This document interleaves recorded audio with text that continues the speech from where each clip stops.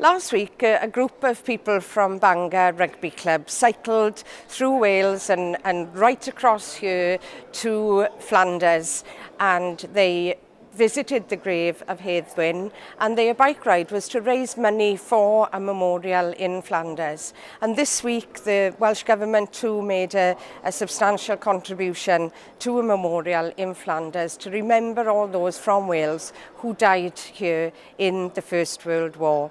And of course in the Parliament here I work very closely with colleagues from Flanders, and we'll be working together next year when we mark the 100th anniversary of the start of that terrible war. We'll be remembering it together and working on creating a more peaceful future, because that's what I want to see. Last week in Strasbourg there was a lot of talk, there were even votes for militarising the European Union more, about having armies, about having more armaments.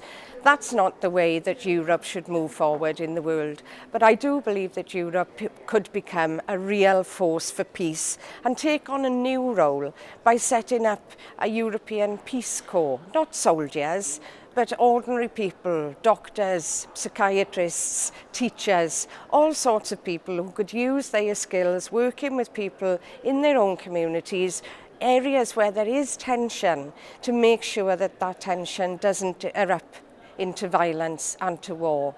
It could work, we could make it happen, and we could shape a new role for Europe in a more peaceful world.